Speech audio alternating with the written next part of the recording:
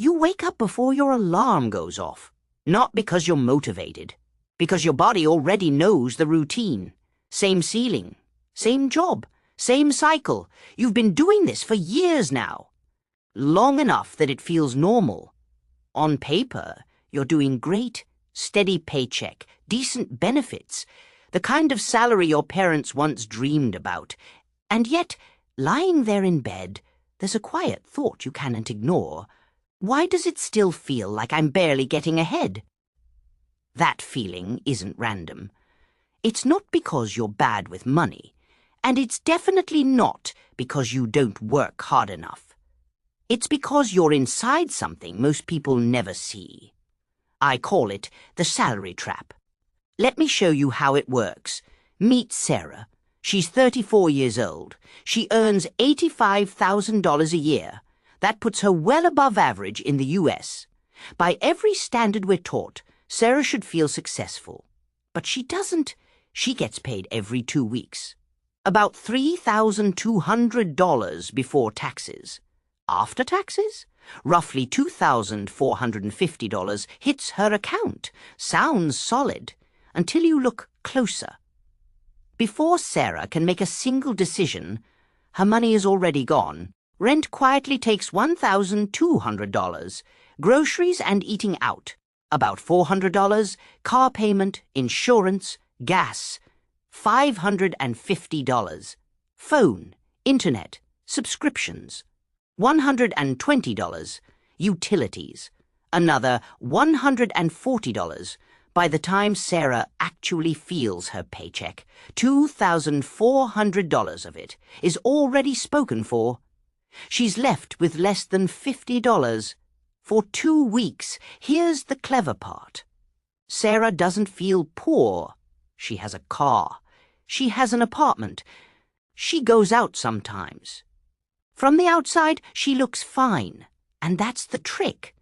The system doesn't make you feel deprived. It gives you just enough comfort to stop you from asking real questions. That's the first weapon of the salary trap. The illusion of prosperity. When money comes in all at once but leaves in tiny pieces, your brain never fully registers the loss. You don't feel broke. You just feel busy, busy working, busy paying, busy maintaining a lifestyle. But a lifestyle is not wealth. Now here's where it gets darker. From the time you're young, you're taught a simple formula. Get educated, get a good job, climb the ladder. So you do. Maybe you even take on debt to do it. You land that first decent-paying job, say $60,000, and it feels like freedom. But something happens immediately. Your lifestyle grows to meet your income. You upgrade the apartment. You upgrade the car. You upgrade the habits. Then you get a raise. Or a promotion. Now it's $80,000, $90,000, maybe more. Each increase feels like progress, but every upgrade quietly locks you in deeper. This is what people call lifestyle inflation. I call it the second trap. Because now you're not working to get ahead. You are working to stay afloat. You can't just walk away from your job anymore. You need it. Your rent depends on it. Your car depends on it. Your entire life depends on the next paycheck. These are the golden handcuffs.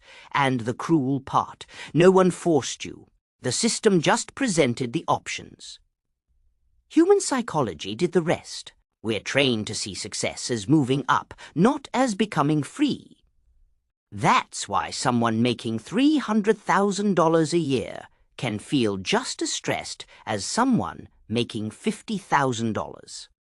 Because freedom isn't about how much you earn. It's about the gap between what you make and what you spend. And the system is designed to keep that gap as small as possible. Let me tell you about my friend David. He worked in tech. 6-figure salary. From the outside, he had made it. But every time he thought about quitting, his stomach dropped. Why? A $400,000 mortgage. 2 car payments, private school tuition, a lifestyle that required constant income. One year, his company gave him a $20,000 raise. He felt relieved, grateful, like he'd finally caught a break. Within weeks, expenses crept up. Home costs increased. A car needed replacing. His stress stayed exactly the same. That's the system's most dangerous illusion. Raises don't reduce pressure. They often increase obligation. You're not building wealth faster. You're just committing your future income earlier. And when all your money is already promised to landlords, banks, and lenders, you lose something priceless: choice. You can't take risks. You can't start something new. You can't walk away from what drains you. Now ask yourself this. Honestly, if you quit your job tomorrow, how long could you survive? 1 month? 2? Most professionals couldn't last 3. That's not security. That's a very comfortable cage. The salary trap convinces you. This is normal. Work, earn, spend, repeat. But this isn't a law of nature. It's a system. And once you see it, everything changes. You stop asking, how do I make more money? And start asking, why does all my money leave? You realize income is temporary. Wealth is permanent. A $200,000 salary is income. $50,000 saved and invested is wealth. One disappears if you stop working. The other stays. Breaking the trap doesn't mean quitting your job tomorrow. It means doing 3 things differently. First, stop confusing income with freedom. Second, protect the gap between what you earn and what you spend. Third, send that gap into assets, not obligations. And when you finally build 3 to 6 months of breathing room, something powerful happens psychologically. You stop feeling trapped. You negotiate differently. You think longer term. You choose freedom over comfort. Because the moment you don't need the paycheck, you're no longer owned by it. The salary trap is real. It's subtle, and it's everywhere, but it's not permanent. The people who escape aren't smarter or luckier.